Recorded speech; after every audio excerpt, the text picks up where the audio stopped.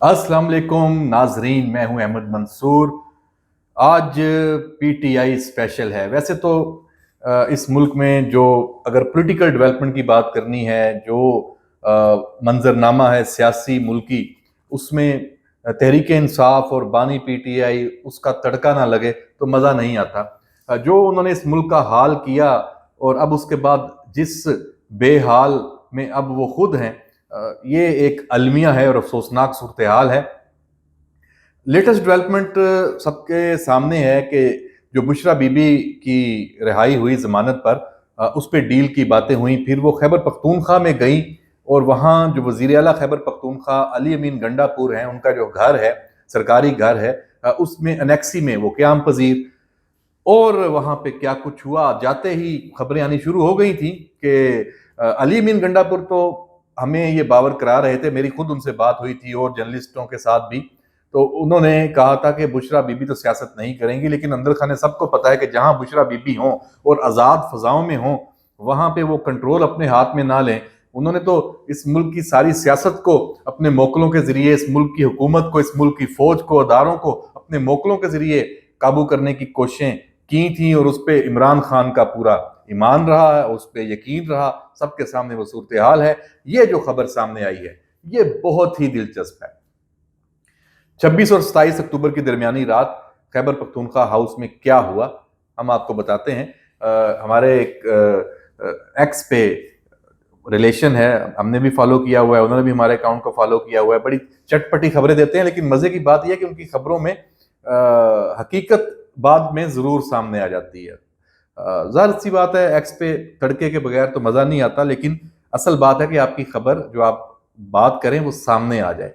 अमार सुलंगी, उन्होंने इसकी ये तफसील बताई। हमने भी अपने जो दोस्त हैं पेशावर में, उनसे रब्ता किया। उन्हें कहा कि अपने जो ज़राए हैं वजारत वज़ीर आला हाउस के, कोई मुलाजम है, स्टाफ के लोग हैं, उनसे कंफर्म करें। तो उन्होंने जब तस्दीक कर दी तो फिर मैंने कहा कि अब तो वीलॉग बनता है। तस्दीक इस बात की हुई कि वाकई ऐसा वाक़या हुआ है जो मैं बयान करने लगा हूँ। वाक़या क्या है जी? वाक़या है कि रात का कोई 2-3 बजे का टाइम है और अचानक शोर शराबा शुरू होता है। जोर जोर से चिल्लाने की आवाजें हैं, जाहिर सी बात है बुशरा बीबी साहबा। और अपने कमरे से बाहर निकल के जो सीढ़ियां हैं, उन वहां पे वजीर आला हाउस में जो लोग जानते हैं वो समझ जाएंगे कि मैं किस जगह की बात कर रहा हूं। वहां पे वो खड़ी हो जाती हैं और अपना जो उनका स्टाइल है, तकरीर शुरू। अब जो तमाम जो अमला है वो परेशान। और पहले तो जाहिर जाहिर सी बात है, एक तो बुशरा बीबी और सारा खातून भी हैं और सारे करीब भी कोई नहीं जाता।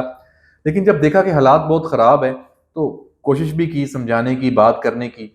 तो उनको गालियां भी पड़ी, जो निचले लेवल का अमला था। फिर गंडापुर साहब भी बाहर आ जाते हैं और बुशरा बीबी वहाँ, फिर जो कन्वर्सेशन सामने आ रही है वो ये है कि अब जाहिर सी बात है, अली बिन गंडापुर ये कहाँ मानेंगे। इस तरह की चीज़ें दुनिया में कोई नहीं मानता, ये चीज़ें ज़राए से ही सामने आती हैं। और इसके बाद अभी जो इसकी तस्दीक कैसे हुई है वो भी आपको मैं बताऊंगा कि कैसे हुई है। उन्होंने इल्ज़ाम क्या लगाया, उन्होंने कहा कि मुझे जो मेरे मोक्कलीन हैं, उनको दोबारा काबू करना है, मुझे कोई मदद नहीं कर रहा, मैं जेल में रही हूँ, मेरे जो सारे वसाइल थे, मेरे जो अमलियात थे, वो मेरे मोक्कलीन इधर उधर हो गए, मैंने दोबारा काबू करना है। और वो ये भी कह रही थी कि आप लोग घबराए क्यों हुए हैं, मेरे जो मोक्कल हैं वो तो बहुत ताकतवर हैं। आर्मी चीफ का भी नाम लिया कि आप उससे खाइफ हैं, उससे डरते हैं, आसम मुनीर, जनरल आसम मुनीर, उनसे भी वो ताकतवर है। लेकिन मुझे कुछ चीजें चाहिए होती हैं, कुछ चिल्ला काटना है, कुछ और, मेरे साथ कुछ खड़ा ही नहीं हो रहा, मुझे वो चीजें चाहिए हर सूरत में।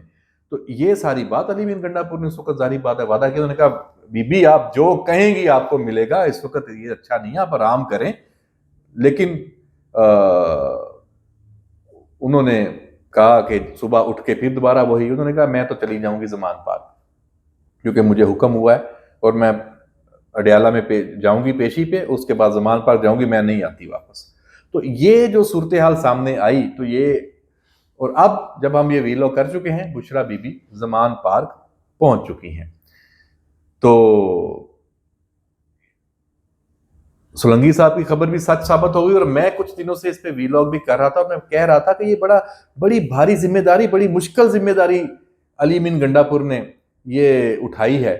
देखें बुशरा बीबी, ये तो दो धारी तलवार है कि मतलब दोनों, एक तो आप अपनी पूरी हुकूमत आपने हिला दी। आपको पता होना चाहिए कि जो उस्मान बुज़दार वजीर आला थे तो फिर वहां उस वक्त क्या बातें होती थी, ट्रांसफर पोस्टिंग से लेके हर काम उनकी मर्जी का। अभी इतने अरसे से जेल में थी, कोई कमाई शमाई भी नहीं हो रही थी, तो यकीनन उन्होंने कहा होगा कोई लेट निकालें अपनी, और अली मीन गंडापुर पे प्रेशर भी होगा। लेकिन यहाँ वो शायद मात खा गई, उन्हें था कि मैं जो कहूंगी होना शुरू हो जाएगा। कुछ एक ऑर्डर भी सामने आया, जो पेजेस हैं खैबर पख्तूनख्वा की ब्यूरोक्रेसी के, सोशल मीडिया के, फेसबुक के, वहां पे उनकी खबरें आती हैं। वहां पे ये बात आ गई थी 2-3 दिन पहले कि ट्रांसफर पोस्टिंग पे पाबंदी लग गई है और सारा मर्जी से होगा। तो अली मीन गंडापुर ने यकीनन रुकावट डाली होगी, वो खुद घायल सियासतदान है, उसने कहा होगा भाई मैं अपना अपना क्यों, और कुछ गारंटियां दे के ही वो लेके आए होंगे पेशावर। अगर आप डील की बात करते हैं तो उन्होंने कहा होगा भाई गारंटियां भी मैं दूं, जिम्मेदारी भी मेरी, और फंसू भी मैं। तो वो उन्होंने कुछ यहाँ पे रुकावटें डाली होंगी। तो ये लड़ाई जो है ये सामने है। इसी लड़ाई में एक खबर आज और सामने आती है शेर अफजल मरवत की। ये दूसरी खबर है, लेकिन जब दोनों को मिलाएं तो जहन में आता है कि फिर ये शेर अफजल मरवत की जो इमरान खान से मुलाकात हुई है, इसमें भी फिर बुशरा बीबी का जो ये वाला सेगमेंट जो हमने बताया आपको, उसका इसमें हिस्सा होगा। अब शेर अफजल मरवत ने जो मुलाकात की है उसकी जो तफसील सामने आई है, उन्होंने भी अली अमीन गंडापुर को टारगेट किया है। उन्होंने इमरान खान को पूरा बावर कराने की कोशिश की है कि जनाब अली अमीन गंडापुर का जो भी एहतजाज था वो नाकाम हुआ है, उनको लीड अकेले को ना करने दें, एक कोई कमेटी बना दें और पूरी लेकिन इतला ये है कि इमरान खान ने कहा कि मैंने बुशरा बीबी को खैबर पख्तूनख्वा में भिजवाया था और उसमें सारी बातें, उन्होंने अपना जो मौकफ, उन्होंने कहा कि पार्टी और लड़ी पड़ी है तो मैं क्यों मजीद इनको तो इनमें तकसीम करूं। लेकिन शेर अफजल मरवत भी अपने एजेंडे पे था, तो उसने पूरी तैयारी के साथ गया हुआ था। उसने बताया कि भाई क्या वजह है, कैसे आप तुम कैसे कहते हो कि अली अमीन गंडापुर है वो नाकाम हो रहा है एहतजाज में।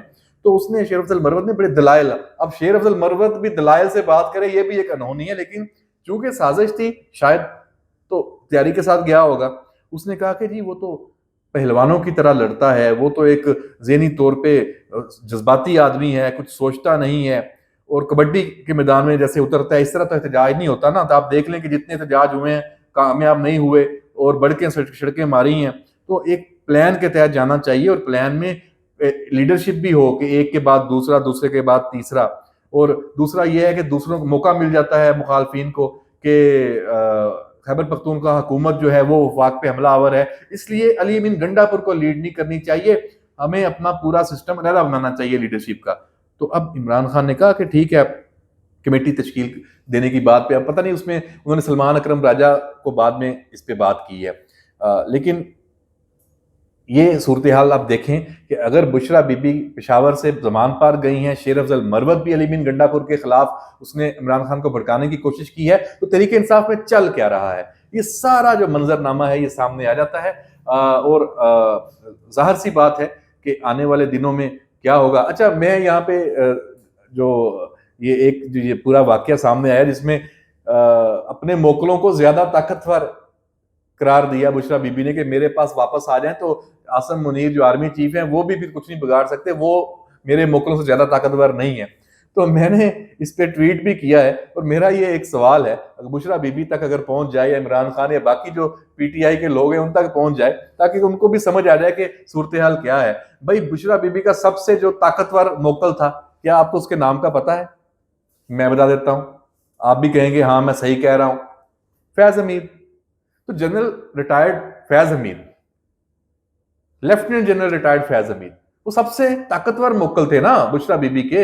उन्हीं के जरिए इमरान खान को भी काबू किया हुआ था, और कह सकते हैं आर्मी चीफ को भी उस वक्त के। तो जब वो सबसे ताकतवर मोकल बुशरा बीबी का वो जनरल आसम मुनीर के काबू में है, उसका तो कोर्ट मार्शल शुरू है, तो आप जनरल आसम मुनीर को हल्का ले रहे हैं।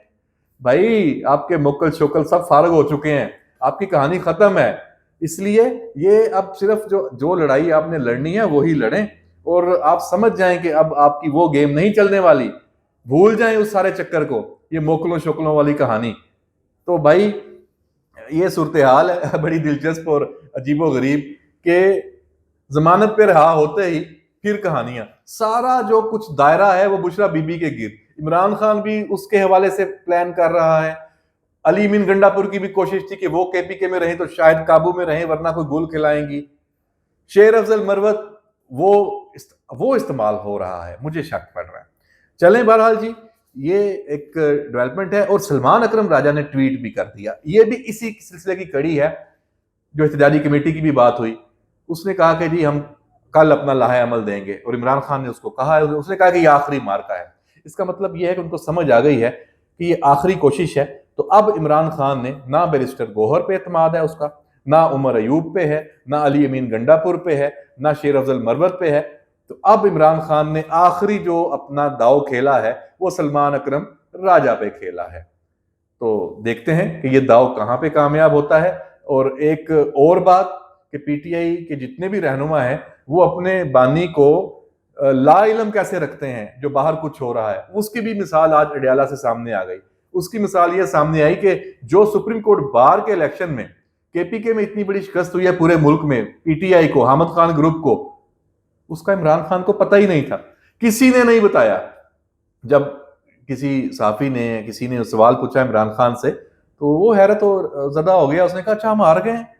और सलमान अकरम राजा की तरफ देखा, उसने बड़ा अजीबोगरीब सा एक डिप्लोमेटिक सा जवाब दिया कि सियासत और वकला की सियासत बड़ी अलग होती है। तो इमरान खान ने गुस्से में भी आ गया, उसने कहा कि मैं बाहर होता तो देखता मैं कौन सा इलेक्शन हारता हूं, ये वो सारा।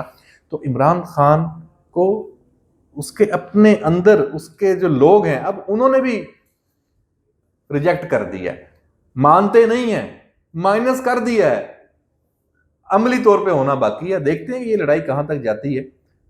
देखते रहिए हमारा वीलॉग, खबरें बड़ी तेजी से आ रही हैं और आती रहेंगी। इजाजत दीजिए, अल्लाह हाफिज।